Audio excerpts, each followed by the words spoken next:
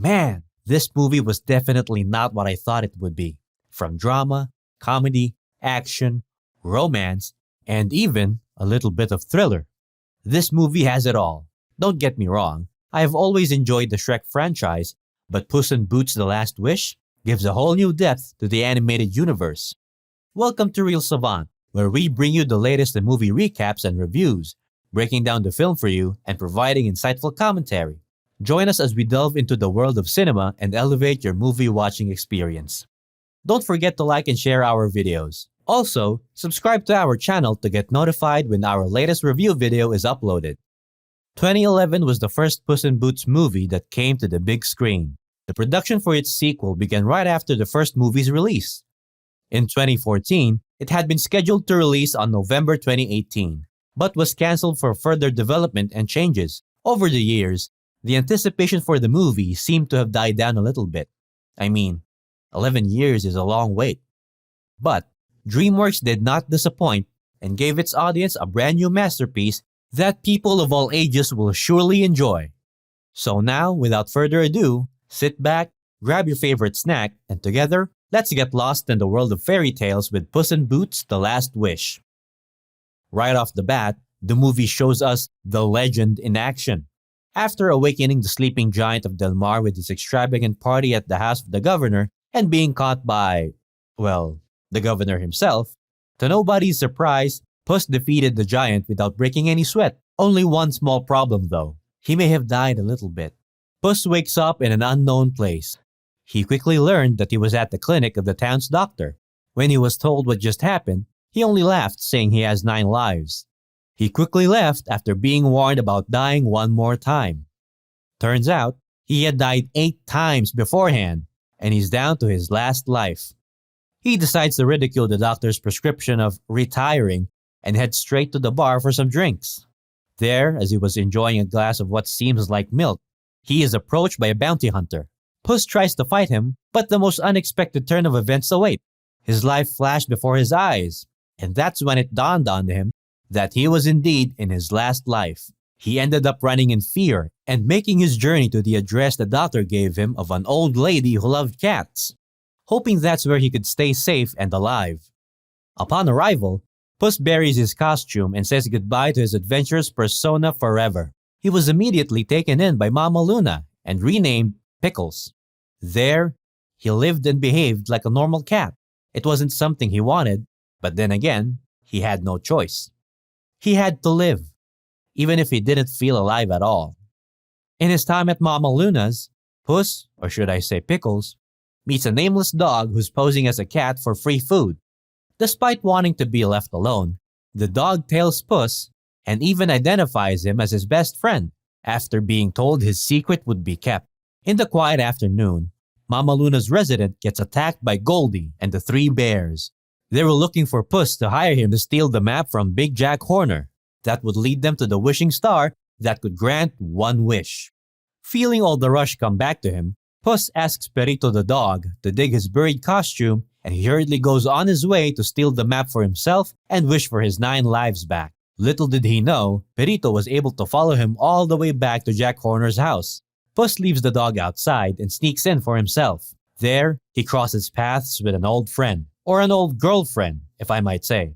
They tried to escape with it, but were caught by Horner when the bears came to steal it for themselves too. With the help of Pero driving the horse, Puss in Boots and his old girlfriend, Kitty Softpaws, were able to steal the map, escaping Goldie and Horner. The trio finally make their way to the dark forest after a long journey.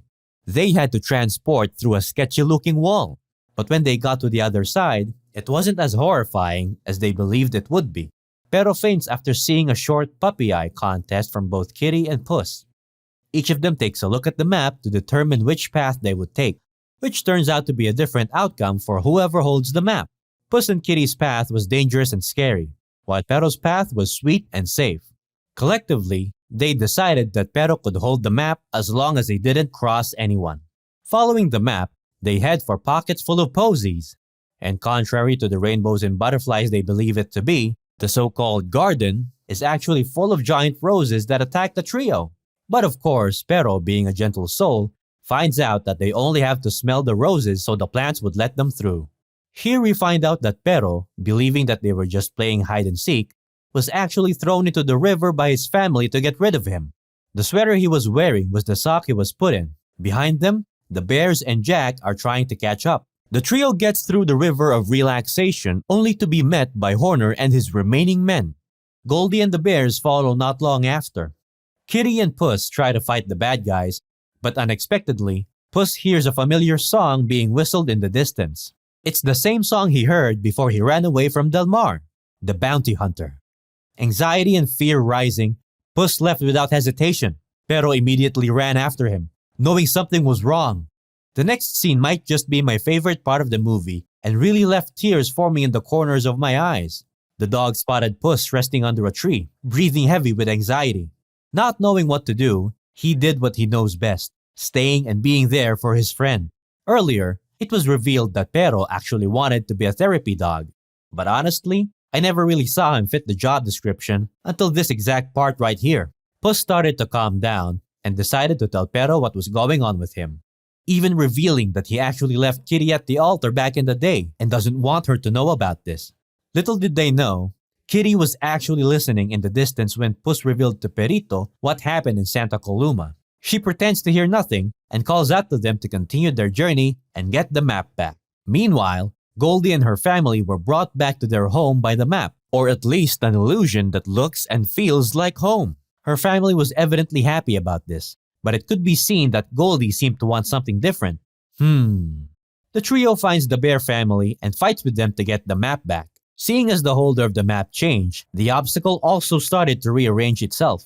Just as everything seemed to be going well for our three protagonists, the bear family took Perito, and Puss and Kitty were separated by huge crystals emerging from the ground. Kitty goes off to save Pero from the arms of the enemy, while Puss is met with his 8 previous lives and realizes how alone he's been through all of them. Just as he was about to leave, Bounty Hunter meets him by the entrance, only to be revealed that he was actually Death all along, chasing Puss to take away his last life as he had no regards for the past 8. He was barely able to escape, but he kept running to the wishing star even when Kitty and Perito called out to him. The bear family continued to look for the star. Baby and Goldie got into an argument when it revealed that the wish Goldie was actually going to make was to have a real, normal family.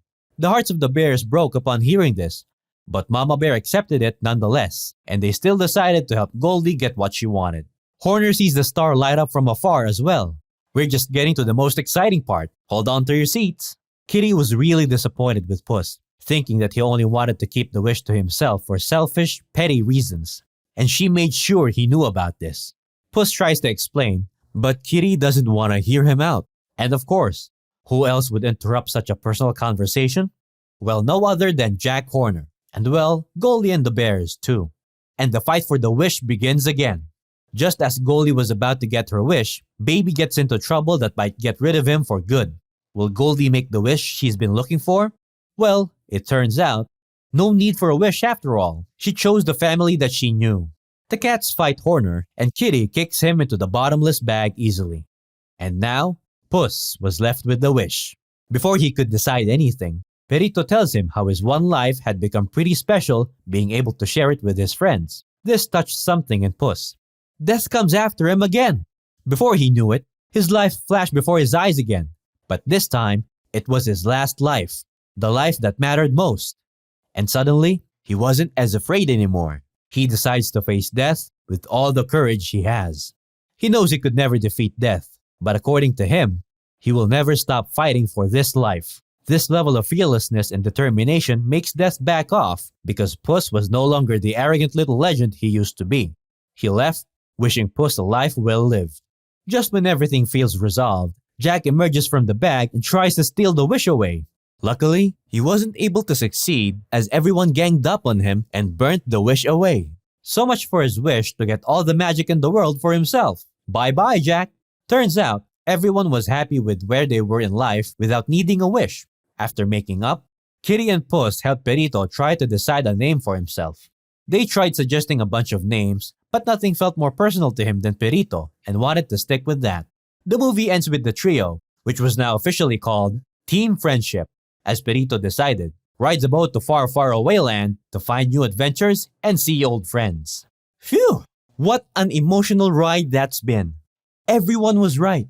The movie is so much more than what we expected.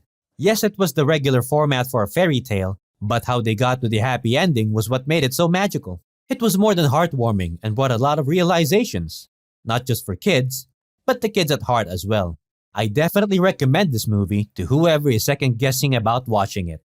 I was skeptical about it at first too, but the years-long wait was totally worth it. And that concludes this episode of Real Savant. We hope you enjoyed today's fairy tale story with our favorite cat criminal.